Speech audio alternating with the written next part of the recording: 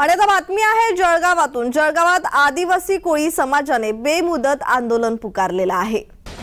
जात वैधता प्रमाणपत्राची मागणी करण्यात येते। जिल्हाधिकारी कार्यालयासमोर झोपा काढो आंदोलन करण्यात आलंय। तर आदिवासी कोळी समाजातर्फे बेमुदत आंदोलन सुरू असून आंदोलनाचा 10वा दिवस आहे।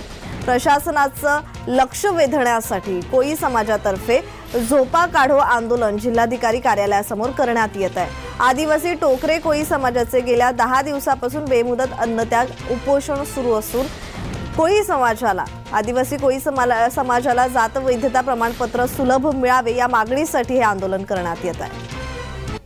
आरक्षण आमच्या हक्काचं, आरक्षण आमच्या हक्काचं, आद्य कवी महर्षी वाल्मिकी ऋषींचा घेणार नाही। आरक्षण आमच्या हक्काचं, आरक्षण आमच्या हक्काचं, डॉक्टर बाबासाहेब आंबेडकरांचा।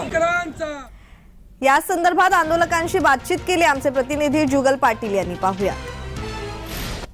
आदिवासी टोकरे कोळी समाजातर्फे गेल्या 10 दिवसापासून शिवतीर्थ मैदान येथे या ठिकाणी समाजाला जात वैधता प्रमाणपत्र मिळावे यासाठी गेल्या अनेक दिवसापासून या ठिकाणी आंदोलन करण्यात येत आहे। प्रशासनातर्फे आंदोलनाची कुठल्याही प्रकारची दखल घेतली नसून आज प्रशासनाला जागे करण्यासाठी आपण पाहू शकतात की जळगावातील हा जिल्हाधिकारी कार्यालयाचा परिसर आहे।